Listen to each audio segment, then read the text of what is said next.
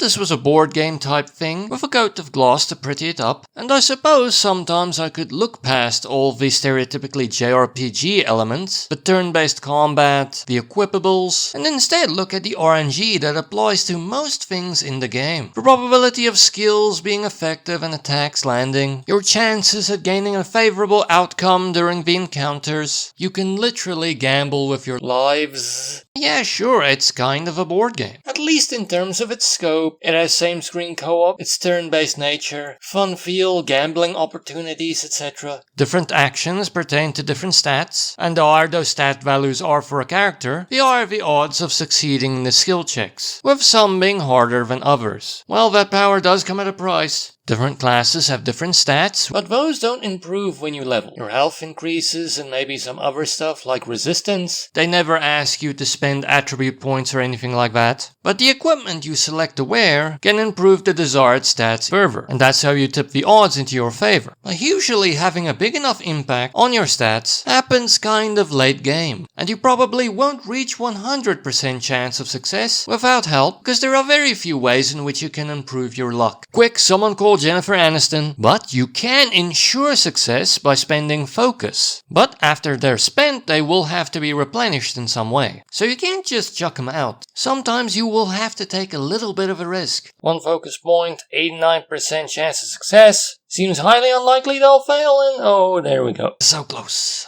But it's fun when you succeed. The joy of a successful punt. Especially when the odds aren't exactly in your favor and it turns out well. Although sometimes it can turn out badly. And sometimes the reward you get is not what you expect. Oh yes, who could forget that classic tale of the brave hero scaling a cliff to find a chunk of rust. Fahrul's legends were designed to temper children's expectations with realism. The game also has roguelike elements. The map is procedurally generated, so at the very least each run you will take a different route, with maybe one of the biomes being interchangeable with another. Will it be a pretty orange autumnal forest or a poisonous bog? Complete with Dracula-like reference. And the enemies spawn so often you can't really call it predictable anyway. And some important quests will reward you with lore books, with which you can buy new weapons, many encounters, and locations that you can randomly find on the map, as well as customizables and new classes. And how well you fare will differ from run to run. Get great loot but push your luck. Start badly to end with an ultimately good run. Get some healing or a great weapon. Protect your lives and see a great deal of the world before you croak. There is a fair amount to see, but you do see it awful quick. Runs can be long, and thus you may get tired surprisingly quickly. So perhaps I was telling you a fatigue-reducing tip when,